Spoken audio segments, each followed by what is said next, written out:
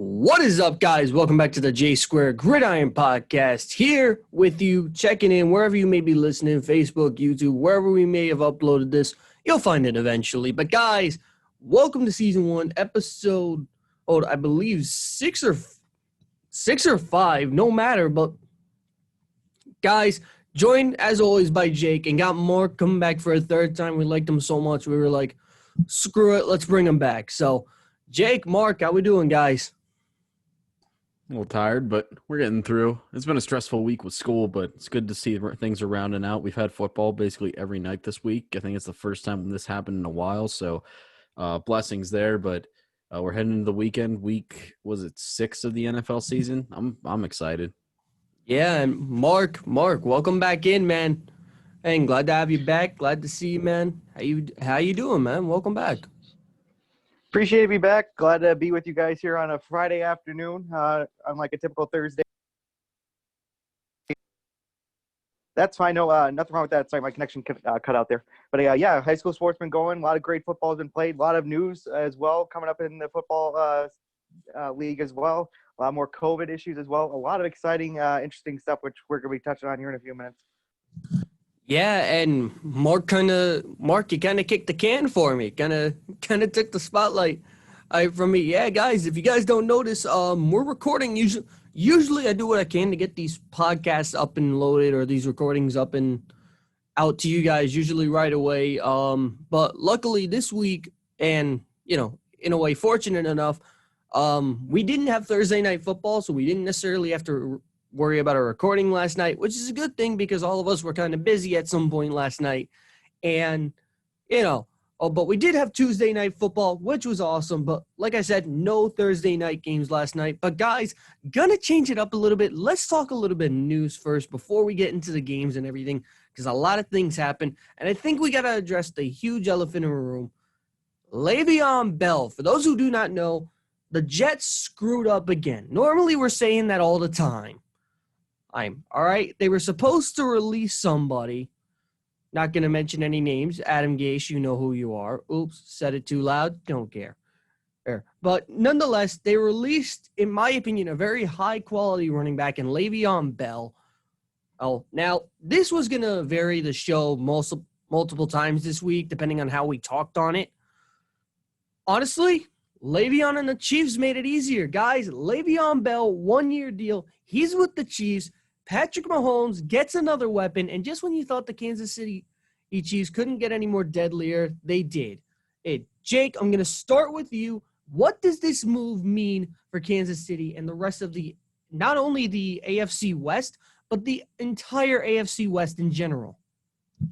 Well, you put it best. This gives Patrick Mahomes another weapon to use on the field. Honestly, I didn't see much production over in New York with Le'Veon Bell. I thought whenever he went over there initially, I thought it was a weird addition to the regimen just because I don't see him fitting well, and he really didn't. And the fact that it was basically like a salary dump. I mean, what was it, $28 million for 4 years, and he only played 18 games, I think is what Pat McAfee said. So, I mean, if you think about it, it's kind of a good move. Yeah, I thought Adam Gase was going to get released too, just because he's inept, or his ineptitude is really just sparkling through everywhere. But this whole addition to the Kansas City Chiefs, I think it really starts to utilize, or it starts to form the Chiefs as more of like a super team, because now you got one of the top quality running backs, and I think Le'Veon still has that potential that everyone sees in him. They all thought he was washed up after going to New York, but I think Kansas City was smart on this move. Clyde Edwards-Helaire,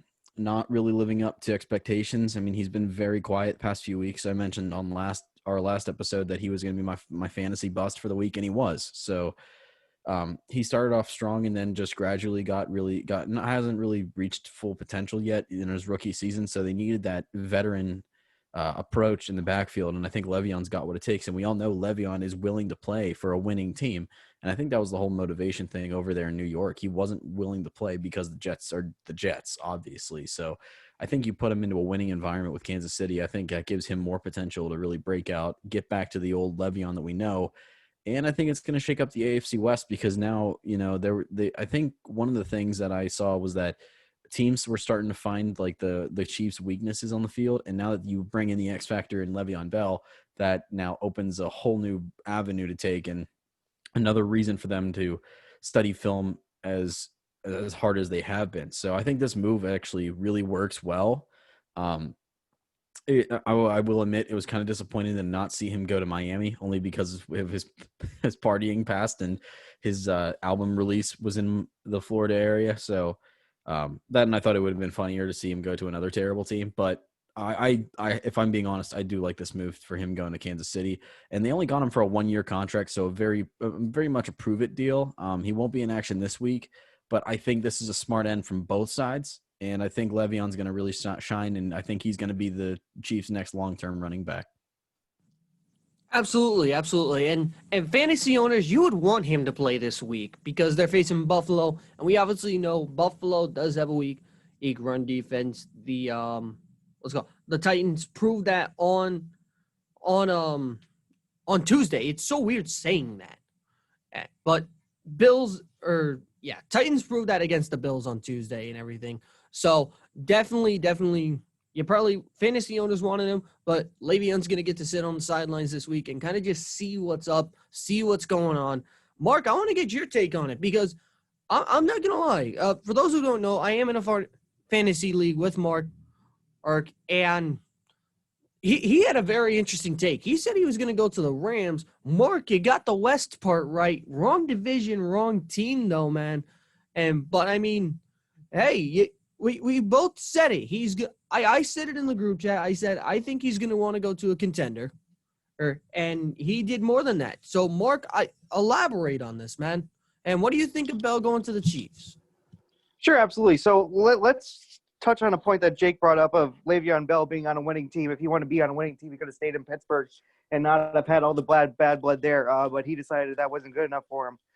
Anyways, being with the Jets, obviously with Gase now, when Le'Veon Bell was brought into the Jets, let's remember the context of his coming into the Jets. He was brought in by the general manager. The general manager wanted a star power running back there. Adam Gase did not want a star power running back there. He wanted to build around Sam Darnold more than he wanted to build around Le'Veon Bell. And then the general manager got fired a couple months after bringing Le'Veon Bell in. So then Gase was essentially stuck with a player he didn't want, which brought up a lot of bad blood in that locker room. Bell for fantasy has only accumulated 14.3 points this year in fantasy over 2 games with 74 rushing yards and 39 receiving yards, 0 touchdowns. And I thought it really would have been interesting to see either Bell go to the Rams or then ending up going to the Dolphins. I really think if he would have went to the Dolphins, it really would have made that division in with the Patriots, the Dolphins, and the Bills there. I really think that would have made that division a lot more interesting and compatible. By him going to the Kansas City Chiefs, I really think it goes to show how not necessarily it was an addition to Kansas City for them picking up, but it was much more of a needed piece and a desperation piece, because especially with defenses being able to figure them out a lot better this season compared to last season, especially with you have the Chargers who were able to lock them down a couple weeks ago. Kansas City just has not seemed like Kansas City this year. They can't seem to get the ball spread out. They can't seem to get the ball moved either north, south, east, or west at times, depending on what defense and what scheme they're facing. I really think Le'Veon Bell is going to help them open that up. Do I think it's going to be a guarantee that Kansas City gets back to the Super Bowl and wins the Super Bowl because of Bell? No, I don't think it's a guarantee. I still think they're going to have a lot of work to do. I think Bell, if I remember correctly, has to go through 5 days for COVID testing before he can even join the Chiefs, from the Jets, and then he has to go through some more additional testing once he arrives there. So he could be looking to join the Chiefs squad, not next week, but additionally maybe the following week. So he could be out yet 2 more weeks before he actually gets to play for the Chiefs. Overall, this is definitely, like was said before, a prove-it contract. Was it a smart move? We'll see when time comes. I mean, the Chiefs really didn't have to pay much in the Bell, considering that the Jets still owe how much. But it's not surprising. Going back to Adam Gase, it goes to show you, just like in Miami, before Gates got fired, they essentially milled out the rest of their talent. They milled out Tannehill. They milled out wide receivers. Everyone was sent packing before Gase was gone, and now the same thing is going on here at the Jets, where Gase, the head coach, gets a free pass while the talent and the quality of the team suffers. Yeah, and honestly, we all know it. Adam Gase, absolute clown in New York. Obviously, everybody, we've already seen, 3 or 4 head coaches get fired already because of poor performance. I know Bill O'Brien got released, Dan Quinn and company, just to name two of them. But it's really just been, to say the least, it's been a clusterfuck. And that's putting it lightly. Now, I got to take it back a little bit, guys. Still talking on news and everything, but I got to take it back a little bit. And usually, I know we give the Cowboys a bunch of shit and everything like that. We always do. It's something that we always got to do in the podcast. But this time, guys, we got to take it down a little bit. We got to talk about Dak Prescott and his injury. And, guys, as much as I shit on Cowboys fans, I truly – you hate to see someone get hurt. And, honestly, the way Dak's ankle looked, honestly – you knew it was nasty, you knew it was disgusting, and you knew he was going to be out for the year. And honestly, this is a big blow for the Cowboys because obviously with Dak Prescott behind center, you knew like that was going to be one of the teams to compete with the Eagles because let's be realistic. The Giants are 0-5 yet still have a chance to win the division. But guys, I'll open it up like this for both of you. Jake, I'll start with you. But the same question. So, Jake, once you finish, Mark, you can take your take and everything. But the Dak Prescott injury, how much is this going to affect the How much is it going to affect the Cowboys? How much is it going to affect the division race? Ace. And honestly, two more questions to follow it up. I guess this one could go with it. How's Andy Reid going to help with the Cowboys? So I guess that could go with the first one. And then the second question is simple. What are the divisional chances? And who's the new favorite? And what does this do for Dak's contract in the offseason? Jake, I'll start with you. All right, well, I'll start with the subject of Dak's contract. To me, I think Dallas would be stupid not to sign him after that. Maybe even if it's like a 2-year deal, but I think if they were to franchise tag him once again, that's a really low blow to Dak. I think this is the year they need to capitalize on it just because while he was, healthy and playing, he was very efficient, led a lot of fourth quarter comebacks, had over 500 yards, 400 yards, I think, in 2 games. Like, he's a very efficient quarterback. He just unfortunately sustained a very poor injury. When I say poor, I mean, it hinders his time on the field. And Jerry is not, he's a toss-up. You don't know whether he's going to cater to him saying, well, I see what you do. It was just an unfortunate time. So we're going to sign you again. Or he'll just say, well, he could be a cheapskate and say, well, you were out most of the season, so we're going to franchise tag you once again. So, but seriously, I really think they need to sign him long-term. And if they don't, I would not argue with Dak if he wanted to walk and test free agency because I know he could go to a different team. So that's one thing. The way this changes up the division, I mean, the whole division itself is a pile of shit. So I'm going to say that they're still in contention, considering they're one of the more structured teams in the East. It's not as it's not as runaway as it normally was with Dak. I mean, Andy Dalton's a decent quarterback, but I mean, it'll be easier to tell once we see Dalton play this week and see how he's gonna tackle this team, whether he has a good connection with his receivers or not, and if he can lead a team, and how if these guys will trust him, considering he's a tenured quarterback. I really don't know. I still think the Cowboys are a good contender to win the division. It's just not as I guess high of a chance as it was when Dak was under center. I'm trying to think. What was the other question you had? Oh, how's Andy Dalton gonna fill in? I think that was the other one. You were cutting out. What was it? I said I think it was pretty much how's Andy Dalton gonna be able to take over for this. Okay. See, Dalton to me seems more of an aerial attack, whereas Dak seems more balanced. So he's got to establish that connection with. I mean, he's got a good selection of receivers. He's got Gallup, Cooper, all those guys. So the talent's there for him to do an aerial attack, and he's got Zeke behind him in case they want to do it on the ground. But in high pressure situations, Dalton's not going to escape the pocket and scramble like Dak does. He's going to more or less take a sack, or he's going to throw the ball away. causing less positive or fewer positive results from plays. I still think he's got what it takes. I think he can definitely do that. And like I said, if, his receivers trust him, knowing how long he's been in the league, seeing, he has talent. He was just with a poor organization. It's all going to come down to that. And if, there are a lot of young receivers and they look up to these veterans to, try and make something happen. So I think we'll see that a lot this week. I think they're going to put it in his hands. I think the receivers will trust him based off practice this week. We're not hearing of any tensions or anything. But that's it. All of this is going to be easier to tell next week once we see how Dak does this, or how Dalton does this week. Definitely. Mark, throwing it over to you, man. Same 3 questions.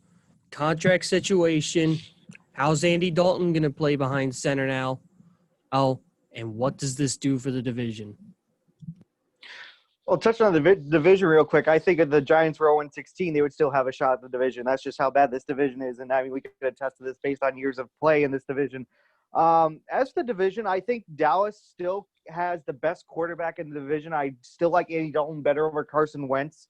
And the stats may not necessarily show that, but I still like Dalton better. And I think Dalton fits Mike McCarthy's offense better than Dak Prescott does, especially if you look at Mike McCarthy's work that he did in Green Bay, where you had a quarterback in Aaron Rodgers, and then you had running backs like Eddie Lacy and so forth who were running the ball. Now that fits more over here to what he's trying to bring into Dallas with an Andy Dalton, and now you have Zeke Elliott backed by Tony Pollard, whereas before Dak could obviously move and get around the pocket and use his legs to extend plays. But now Dalton fits more into the scheme of what Mike McCarthy is trying to do.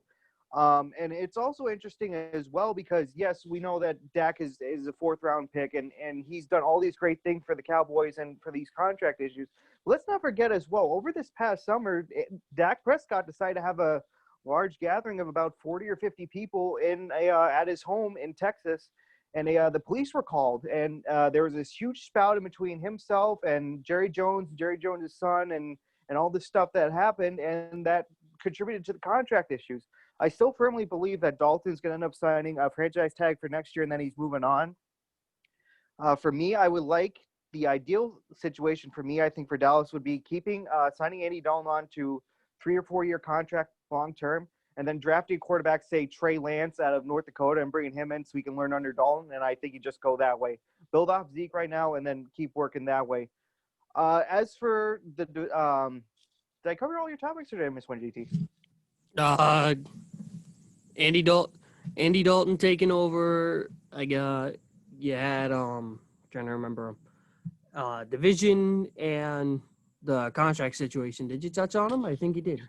Yeah, I got everything. Okay. All right, perfect. Hey guys, honestly, I'll just say it like this: it sucks. It really does. I'll make my points short and sweet. It sucks, honestly. Dak, wish you nothing but the best. Honestly, I think this division is still up for grabs no matter what, like I said. And it's simple. Oh, all right. If anybody, I feel like a Rock could, not the Rock, a Rock, an actual, legitimate Rock could step on the field and definitely be, a very good quarterback in the NFC East, or probably be the best quarterback in the NFC East. So, but in my opinion, it's going to be interesting because usually we're used to seeing the same 4 quarterbacks all the time from that NFC East. We're so used to seeing for the Eagles, it's varied over the past couple of years with Vic, Ick, and McNabb and company, and now Wentz now. Oh, and over the past 2 years, we've been so accustomed to seeing, Carson Wentz behind center. We've been so accustomed to seeing Dak behind center. Or for Washington, it's been a mix with RG3, and we all know how that cluster is going. And, and then for the Giants with Daniel Jones and Eli Manning, we're so used to seeing those quarterbacks behind center. So it's definitely weird seeing because we always see the same quarterback starting over and over. And Dak's a guy who never really missed a game. He actually he didn't. My apologies. He didn't miss a game. So every game he's played on, he's started and he has not missed. So definitely going to be a huge blow to Dallas. But if it was any other division, I'd say, if it's any other division, I'd say, start worrying. But it's the NFC. So literally, like I said, you could have an entire team of rocks out there and probably still win the division. So, but gentlemen, hopping off the news topics, let's go ahead. Let's get into one of everybody's favorite topics. Let's get into these games, guys. Now, like I said, no Thursday night games, so luckily we don't got to cover that. However, we got 3 night games, as always, and 3 regular games. And, guys, I want to talk about a game that we never thought – honestly, I thought we wouldn't be talking about personally. But, honestly, one team is 4-1, one team is 4-0. Oh, guys, kicking off, Pittsburgh against Cleveland. Now, I know what everybody's going to say. You guys always talk about the Pittsburgh-Cleveland games. Guys, it's simple. When I look at these games always have some sort of significance. Pittsburgh is always in some sort of game with significance. This week, though, a little bit more significance than normal. Because we're actually talking about Pittsburgh potentially getting their first loss, and Pittsburgh also potentially losing the division right now. And Cleveland shifting to first place. Words we never thought we'd say in about 100 years. I'll say it like this. If the game's anywhere else, I think I think Cleveland keeps it close. But the game's in Pittsburgh. So, guys, my pick is going first. I'm going with Pittsburgh. Now, Jake, I'll go to you. Go for it, man. I'll let you touch it. Browns, right. Pittsburgh, who takes it? Geez, so this is actually a really hard game to predict because if I could say both teams are going to win, I would. I like what Cleveland has done so far this season. I mean, they beat the Cowboys of all teams, and they're normally good at fourth quarter comebacks. They sealed it. But it's really all on the shoulders of Odell Beckham. Everyone credits the whole Cleveland defense for doing so well. I really only think it's Myles Garrett really carrying the weight of that defensive squad. So if you compare numbers, Pittsburgh at least has a complete defense. Their offense seems to play a little dry. I think I was watching NFL Network last night, and Pittsburgh's defense, I think, is first in rushing defense. And knowing that Kareem Hunt, who's an efficient runner, is in the backfield, I think Pittsburgh has what they can do, or what they have. Excuse me. They have what it takes to stop him and limit the Cleveland ground game. It's all about if they're going to hand the ball off to Odell whenever the time is right. That's going to be the big thing for me. And I think, another thing I want to touch on is like Cleveland is taking this way too far. They think that this game is all about getting retribution for what happened to Myles Garrett. And meanwhile, Pittsburgh's like, look, we're just treating this like any other rivalry. Like, we feel no hatred about, what happened to Mason or what happened with Myles. Like, we're just going out here to play the game. So if you ask me, I think Pittsburgh has a cooler head. And considering that, they got complacent last week against Philadelphia and almost blew it against a very terrible team. I think they have a better head on their shoulders this week. So I'm going to go with Pittsburgh. It's not going to be an easy game. It's going to be an ugly, ugly game. I'm going to say more of a defensive battle. I say that they actually stay under 7.5 point score or point differential. I think it's going to be a very close game. And Pittsburgh, they have a different leading receiver every week. So there's not like one receiver that defenses can lock on like normal. So, I mean, there's a lot of unanswered questions for how Cleveland's defense is going to attack the Pittsburgh offense. And I think Pittsburgh spent this week really training on that secondary on defense to limit splash plays. And that was something that they gave up a lot to the Eagles last week. So I think Pittsburgh's going to come in a little bit more prepared. I think the front line on defense is going to intimidate Baker Mayfield a little bit, force him to make pretty bad plays. I think we're going to definitely try to cover Odell Beckham Jr. a little bit more. We're going to neutralize the ground game for Cleveland.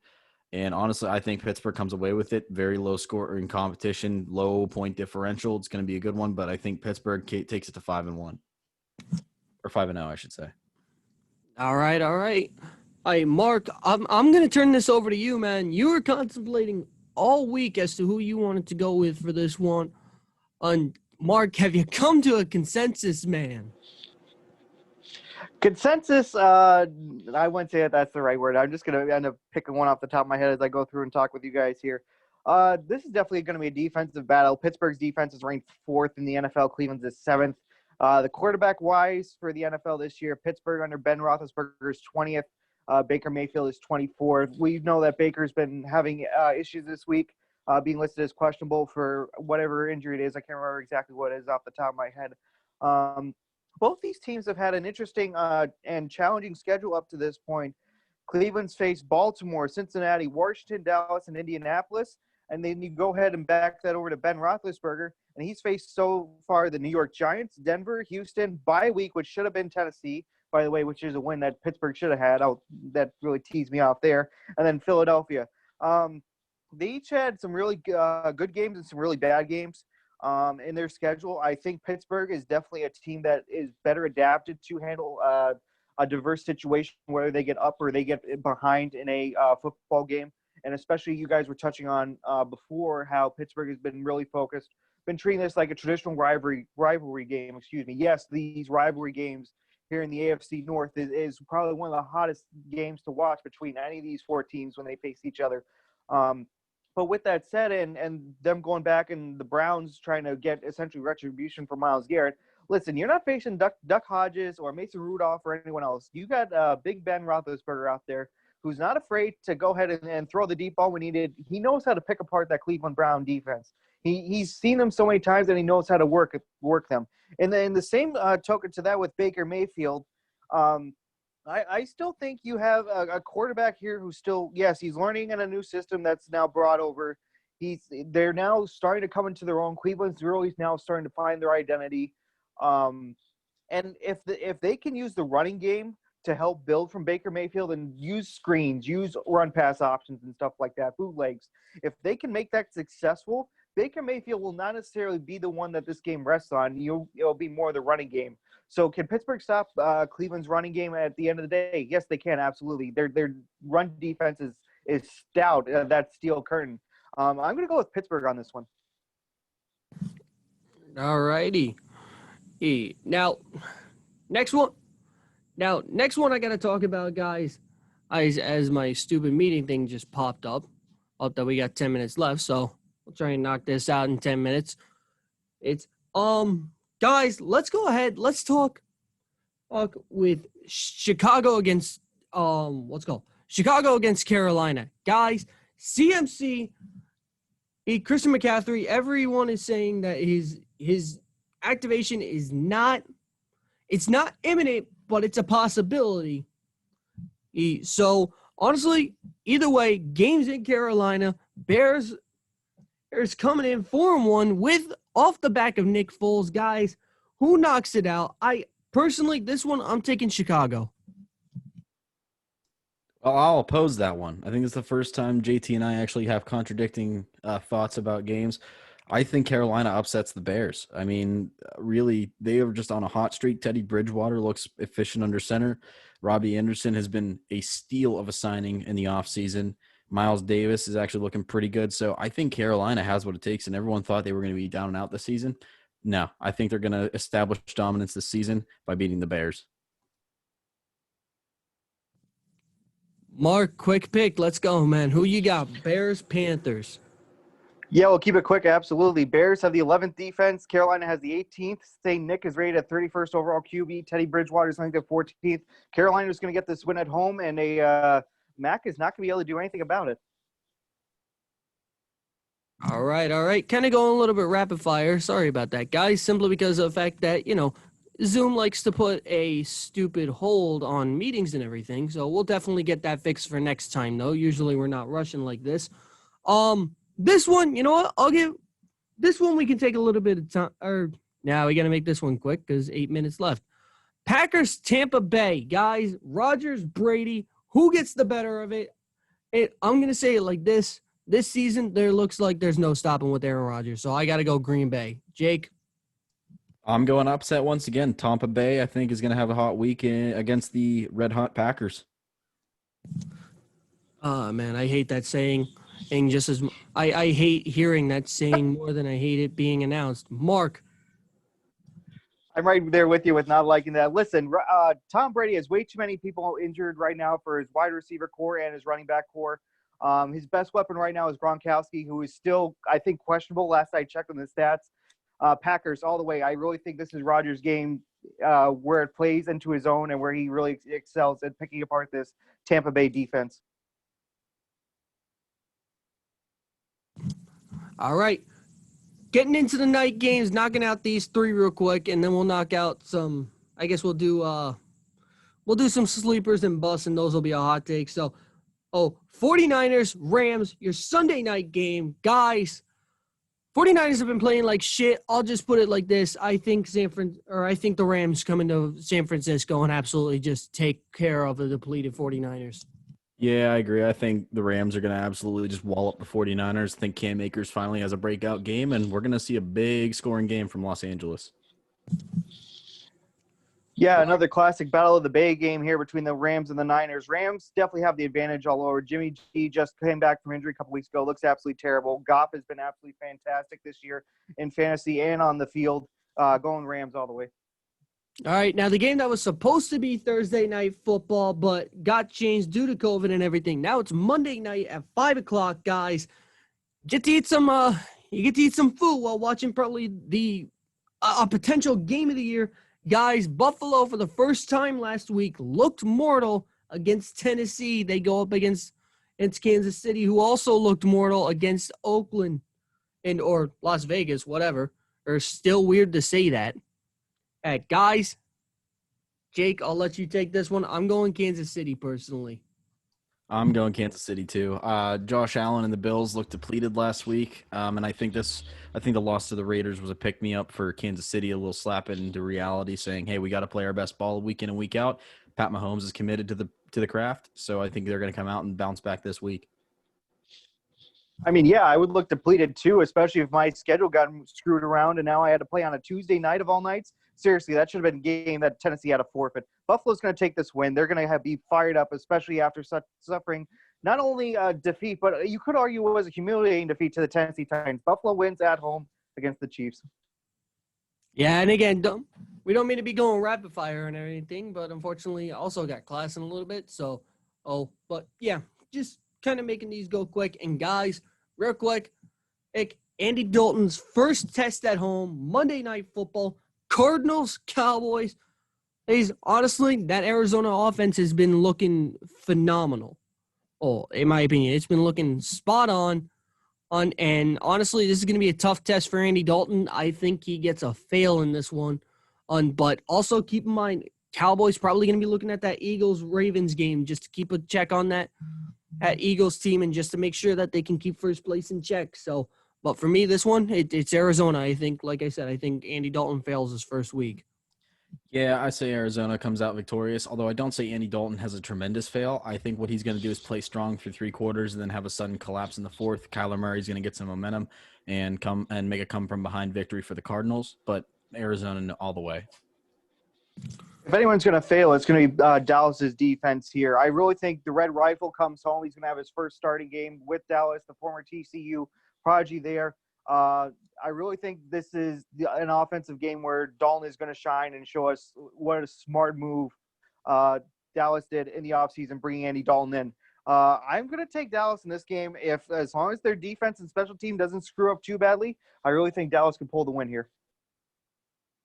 All right. And now, guys, let's go ahead real quick. These will be our hot takes for the week. Guys, fantasy sleepers and busts. I'll go last on this. Jake, I'll let you go first, bro.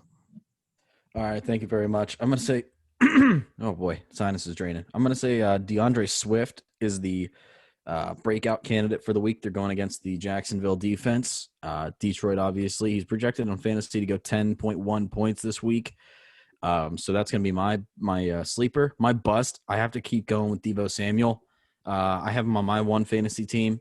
Dude has been absolutely shit this entire year, and considering he couldn't do much against the Dolphins of all teams, I don't see it really panning out well for him. So Deebo Samuel's my bust, DeAndre Swift my sleeper. All right, Mark, here we go. Fantasy bust and sleeper. Bust, I'm going to say this week is going to be the Arizona defense, just because a lot of teams are prepping for Dak, and Arizona really seemed for me the best team to really stop up Dak this year. Now with Dalton coming over, yes, they have to do a completely different game change and different game plan in general to prepare for Dak, for Dalton.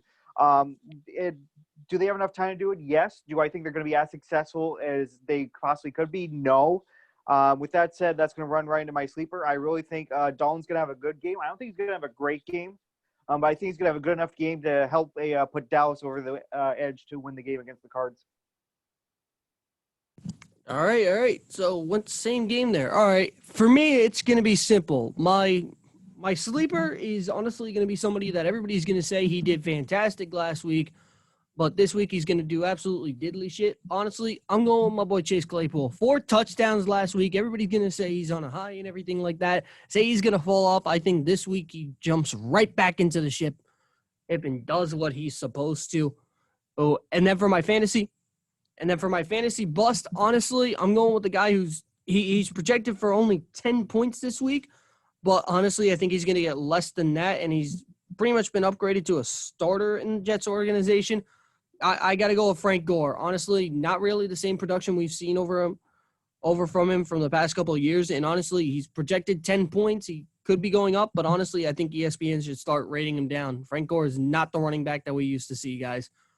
So, all right, guys. So, ending it off on that, I didn't really mean to, go rapid fire on you guys and everything like that. But unfortunately, like I said, Zoom likes to be Zoom, and, they like to set and stuff. But like I said, definitely going to work on that for next time. Guys, thank you guys so much for tuning in, and definitely appreciate it, guys. And, yeah, we will see you guys in the next episode. Take it easy, guys.